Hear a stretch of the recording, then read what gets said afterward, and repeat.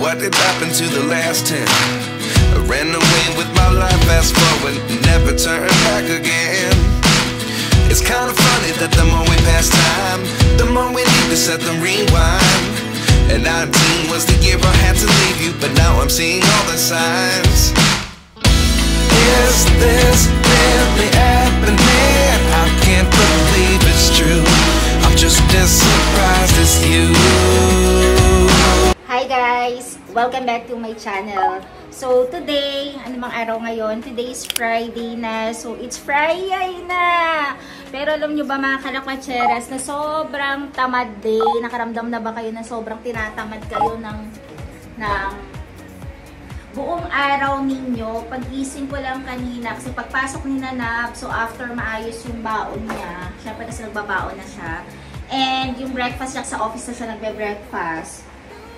So yun, natulog na ako ulit kasi sobrang inaantok pa ako. Then kanina nagising ata ako mga past 9 or 10 na ata yun. So late na rin ako nag-breakfast.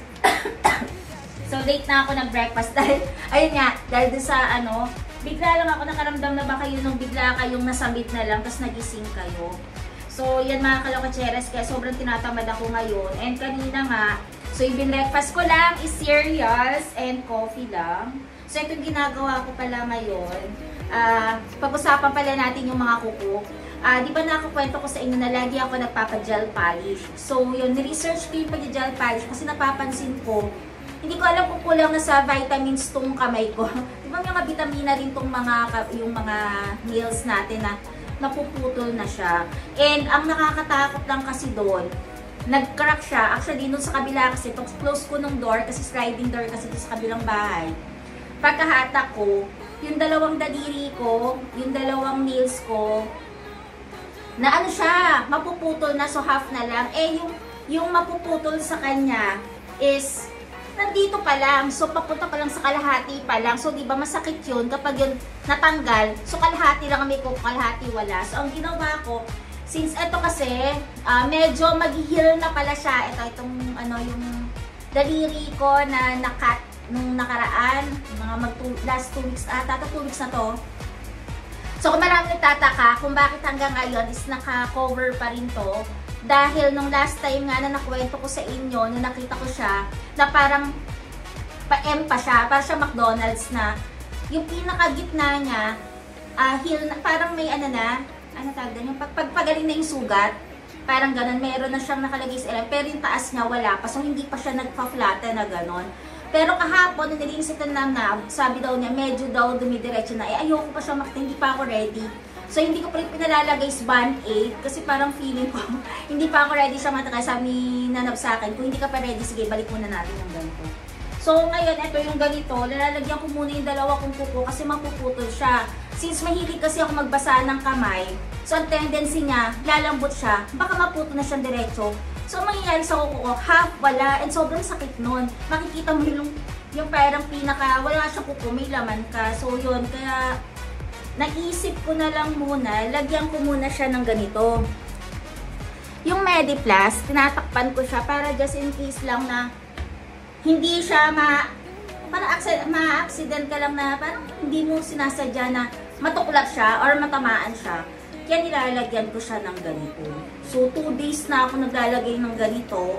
So, after kong maghugas, mag-toothbrush, so nilalagyan ko na lang siya ng ganito. Kasi pag Band-Aid, natatanggal siya. Masyadong sayang naman kung Band-Aid. Since meron din namang ganito. So, yun, ganito muna nilalagay ko. So, yan, advice ko na nga lang pala sa mga pag-uusapan natin ng kuko. Siguro, hindi muna ako magpapa-gel polish at hindi muna ako magpapolish ng nail muna pansamantala para mapahinga. Then, siguro, hindi muna ako magpapahaba ng kuko. So, yun na lang muna. So, yan, kaya laging kailangan dala ko siya. And grabe mga kalakwatsera, sa ngayon pala, so Friday na. So Friday na ngayon, nakakatamad talaga. Sabi ko nga kay Nanab, nag-message ako kasi nasa office siya na parang, grabe tamad na tamad ako ngayong araw na to. Parang wala pa akong nagagawa. Parang hindi pa ako hindi pa. Pagka-breakfast ko, Ito, tumayo na lang ako bigla. So, ito pala papasin yung mga kalakatseras. Nandito ako sa room namin ni Nanab. So, aircon lang ang laman. Then, kama namin. Kasi wala pa yung reclining chair. Yun nga pala, nag-follow up ako kanina. Sabi daw, hindi pa daw ready. Pero malapit na daw matapos. Message siya lang daw ako kapag malapit na daw. I-deliver ulit yung sofa and yung reclining chair. Kasi dapat dyan namin plan ilagay yan sa tabi ng bed. So, yan dyan. So, kung mapapansin ninyo, sobrang wala pa. Kasi ang inuuna lang namin ni Nab, or ako kasi nalagyan muna at ayusin, yung mismong sa living room and sa kitchen. So, wala pa talagang laman. So, aircon lang, kama, TV, yun, electric fan and bed ang laman din sa kabila. So, yun. Dito sa sala, alog-alog pa kami kasi wala pang sofa. So, yun mga kalakatseras, ngayon, pina-follow up ko yung sana dumating na. Pero feeling ko hindi pa siya darating next week eh. So, grabe oh. Naka-electric pa naman ako sa room pero grabe yung pawis ko. So, yun wala ako magawa ngayon. Yun mo, kumain ako ng breakfast. Then, kumain ako. Ito, favorite ko kasi ito. Yung Choco Crunchies. So, yun. Walang magawa masyado ngayon. Pero plano daw namin ni Nanab. So, hindi mo na kami makakauwi sa kabila. Siyempre, diba? So, mga may pag weekend kasi wala kami dito sa unit. Then, may mga araw kami dito. Weekdays, Monday to Friday na wala rin kami sa unit. Nandito kami. Pero umuwi rin kami sa gabi. So, ganun. Minsan tulog kami. Minsan hindi. Tapos maglang kami tulog. So, yun. So, pinaplan namin din ni Nanab na by weekend, makasunod din kami sa mga parents niya papunta sa Tagaytay. So, sama ko rin na kayo papunta namin sa Tagaytay. So, yun lang. Update lang din sa akin. At sana maraming interesado rin naman, diba, sa vlog ko. So, thank you din pala sa mga new subscriber dito sa YouTube channel ko. Thank you, thank you, thank you. So, ngayon, nagkakatapos ko lang din kumain. So, gagawin ko na, dahil wala akong magawa talaga. Hugas ako na rin pinagkainan ko. Kasi kumain pala ako ng cereal kanina. So, yun. So, ang gagawin natin ngayon is, diba maganda yung ilaw ko dito ngayon ha? So, yun, maganda. Grabe yun, nainitan ako.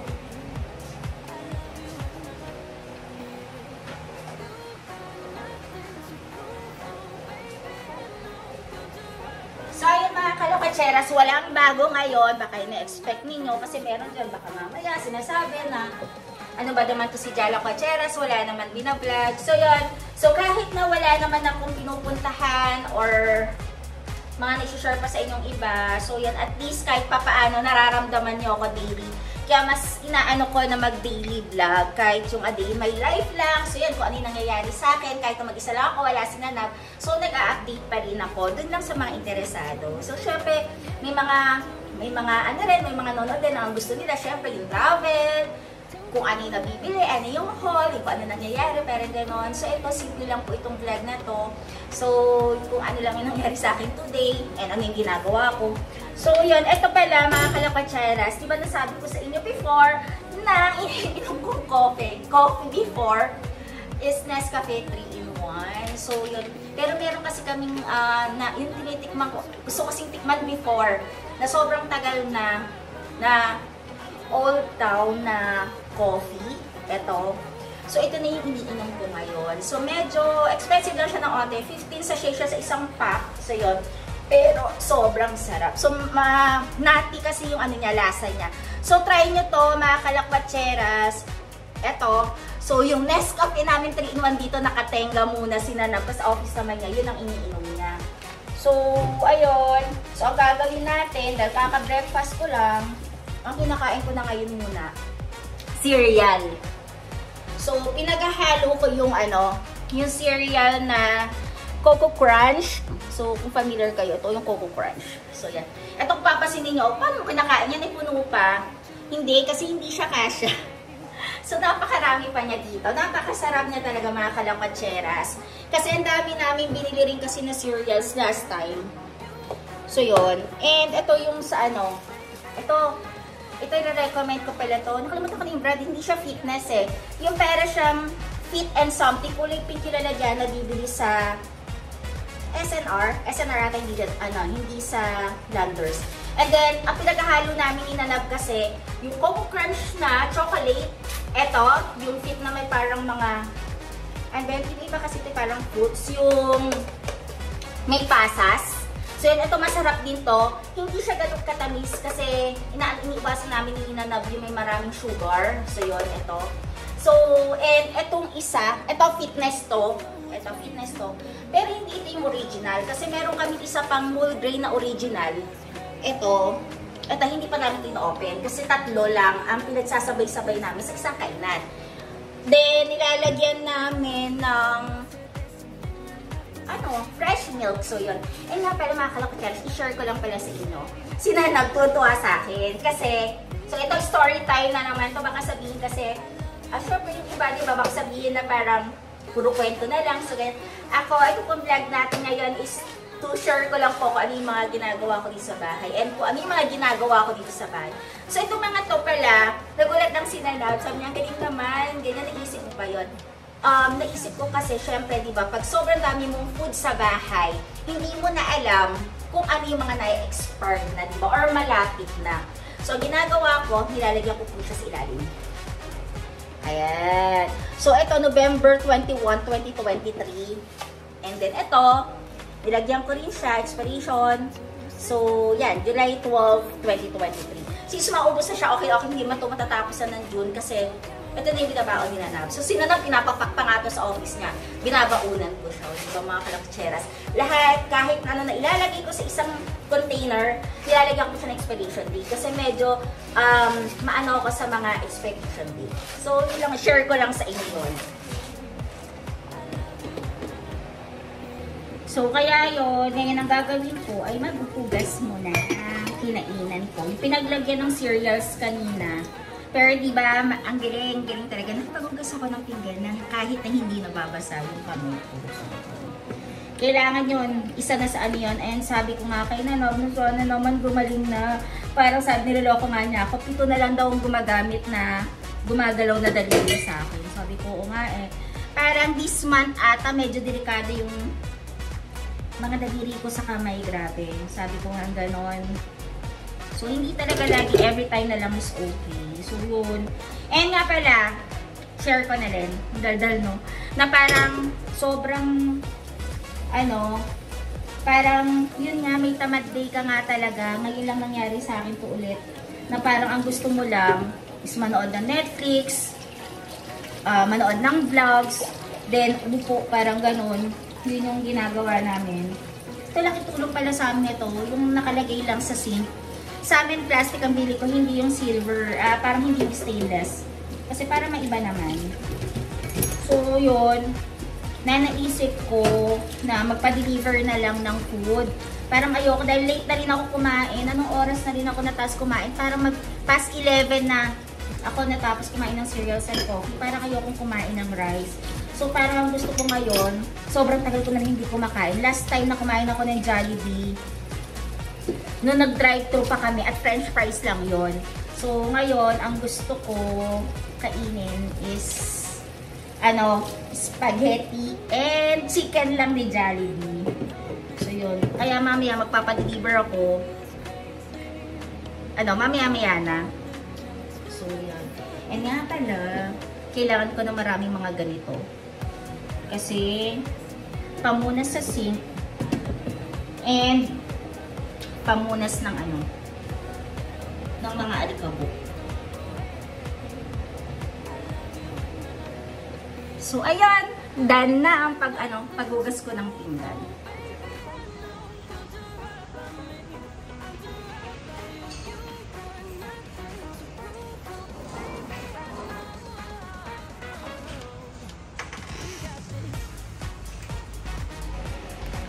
And ito nga pala, iniisip ko nga rin pala na paano pala na kasi yung sa kabila kasi, di ba open yan, ayan, pakita ko sa inyo. So, yan. So, ibang unit na yon.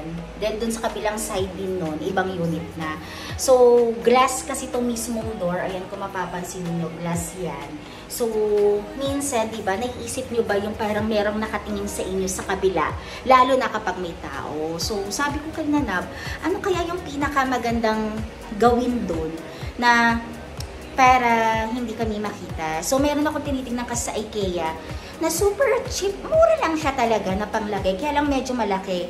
90 cm. So, parang lalagpas kasi siya pagdating dito. So, yun dito. Lalagpas siya. So, lalagpas siya dito sa may pinaka-blinds namin. So, yun. Kaya sabi ko sa kanya, paano kaya ang gagawin? Eh, lalo na pala na yung blinds namin dun pala sa kwarto. Kasi, di ba, that time nung inaayos to, pinipinturahan, hindi pa kasi tapos yung banda dito sa kwarto ng pinipinturahan siya. So, hindi ang nagkabit no, na hindi mismo yung nagkakabit ng blinds. So, kahapon ko lang napansin, no, nakahiga ako na parang, bakit kaya parang nakahiwala yung pinaka sa blinds niya na dapat ganito siya? Ayan, mga kalapatseras, dapat ganyan siya. Dapat itong dalawang to ay magkadikit.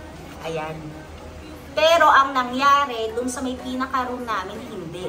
Kaya tuloy, kahit na naka-close siya na ganyan, ayan, kunyari pag-close ko ha, yan, naka-close siyang ganyan, parang kita ka pa rin sa labas, or kita ka talaga sa labas. Pakita ko sa inyo yung sa room. Ayan, kung makikita nyo dito sa room namin, ayan yung sa gilid niya. Magkahiwalay siya, diba? Na dapat itong mismong to, magkadikit sila dapat, magkadikit. Parang naipasok ata na nagpipintura, kaya nagkahiwalay sila. So kahapon, inaayos yan ni Nanab. Kaya nga lang, hindi niya ma-remove yung blinds. So yan, kaya naisipan ko na kung sakali na okay na dito yung sofa maibalik na, magpapasukat na lang ako ulit ng blinds para dun sa may door na yon. Yung sa pintuan na glass na yon, ipapa-blinds ko na lang din siya na white. So, para pantay siya dito, dun sa may itong blinds na white na to. O, diba? Ang galing na naisip ko. So, yun, papasukatan ko na lang siya ulit kung saan ako nagpagawa ng blinds ko before. Kasi, talaga ang ganda ng gawa niya. So, yun na lang naiisip ko. Kasi kahapon, namumblema si Nanab kung paano niya gagawin yung blinds to. Nala, bakit parang tigyaw? Hindi. Akala ko tigyaw. Ano pala? Nakamot ko. Kagat lang pala ito. So, yun. So, yan naisip ko. Pero yung tiyatamad ka talaga, marami ka naisip. Ayun kagabi. Kasi naisip namin kung paano. So, gano'n na lang yung gagawin namin pala dun sa may salamin na door. Kasi, kapag nilagyan yon ng sticker kasi, baka yung sticker para doon sa door na yon, katagalan, baka siya matuklap. Diba? Matuklap. So, mas maganda talaga kung blinds na lang ang papagawa. So, yun. Tatawadan ko na lang si Kuya para medyo mura, diba? Doon tayo lagi sa sulit lang na presyo para makamura tayo. Tsaka, medyo mabait naman si Kuya.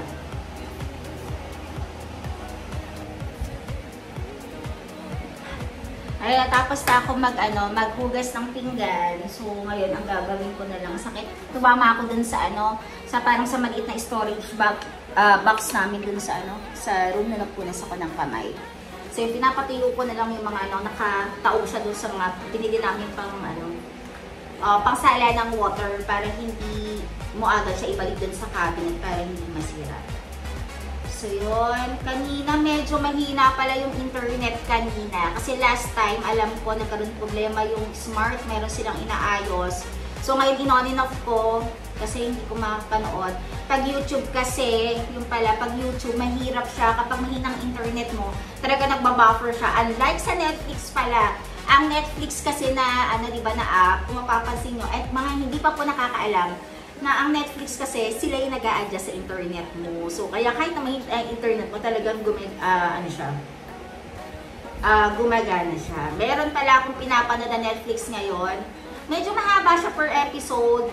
Ang ganda niya. Kayo mga kalakatseras kasi maninilig sa K-drama, The Good Bad Mother. Pero alam ko hindi pa rin siya tapos. Ongoing pa rin siya. Pero alam ko 2 episodes lang. Hanggang epi 13 na ba siya? Nung last check ko, epi 13. Kasi ngayon ako, episode 7 na ata ako. Kasi Nanab, ayaw niyang manood. Kapag nandun siya, hindi ko na pinapanood. Kasi daw parang feeling daw niya, kahit maidlip daw siya, pero meron daw, hindi daw siya makaidlip nang naririnig niya ang boses ng K-drama.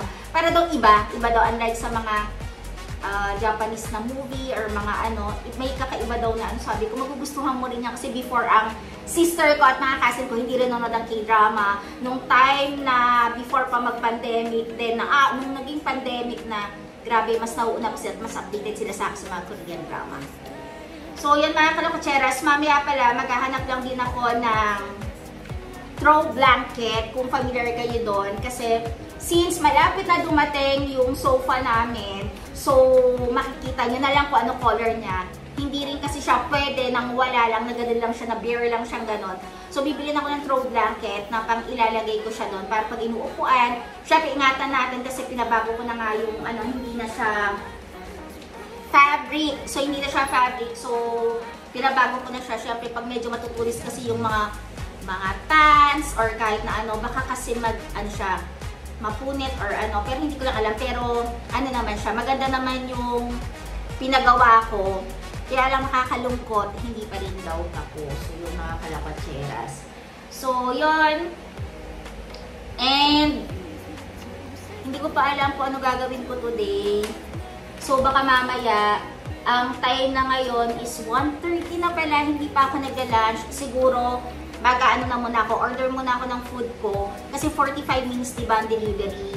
And medyo mainit ngayon sa labas. Pero pinaplan ko rin mamaya na hindi ko lang sure kapag sinipag ako na gusto kong mag-mall. Kaya lang kapag nag-mall na naman ako, ayan na naman, madidiscretion na naman tayo. Kasi, ay nako, mapapabili ka at mapapabili ka. So, yun na mga kalakutseras. So, ngayon, end ko muna itong vlog. So, thank you for watching po sa mga nanonood ngayon sa tamad day ko ngayon. So, wala akong papakita sa inyo dahil yung in-order ko na para dun sa may kitchen namin pala, hindi pa dumarating. So, baka i-haul ko na lang sa inyo, pakita ko sa inyo. Kanina rin pala na na-check namin, di ba tinatakpan ko na lahat yung mga pwedeng daanan niya. Dalawa lang naman nakita namin. Pero kanina pagising namin na paglabas namin sa kitchen, nakabaliktad yung rug namin doon. So possible, pumunta siya ulit doon. Kasi di ba yung fake grass namin, parang medyo may natanggal lang na onte. Siguro tumitingin siya, akala niya may food pa doon. So wala kami nilagay kasi doon na kahit anong food. Kasi hindi pa nga dumarating container namin. So, wala na siyang babalikan doon. So, yun na lang iniisip namin kung paano gagawin. Sabi daw nila lasunin daw. Pero, hindi pa rin namin nare-report yun sa admin dito kung bakit merong ganun. Kasi yung lamok doon sa may kitchen, nawala na siya. Kasi nag-spray pala dito yung ano, nag-spray sila na nakaraan nung last Wednesday sa labas. Sabi ko, ano yung maingay. Ayun pala, nag-spray sila ng para sa lamok. So, yun lang mga kalakutseras. Yung mga hindi pa po nasa-subscribe sa YouTube channel ko, please subscribe po. And thank you po sa mga nag-subscribe. And yung mga tumutulong po sa akin para ma-share po yung mga videos ko. And yung link ng channel ko, kaya kung mapapasin nyo po, medyo tumataas na po yung subscriber ko. Thank you lahat sa mga friends namin na sumusuporta. And yung mga relatives din po namin na sumusuporta para sa YouTube channel ko. At sa sister ko, sa friends ko talaga. Thank you, and lalo na po kay Nanab na nagsusumika para tumaas ang subscriber ko. So yun lang mga kalakutseras, please like, share, and subscribe po sa YouTube channel ko, Jalang Katseras. So, susunod na vlog ko na lang po ulit. Bye-bye! Ayan, dumating na ang aking Jollibee. So, yan, kakain na ako. So, anong oras na? It's already past 2 PM na. So, kain na muna po ako.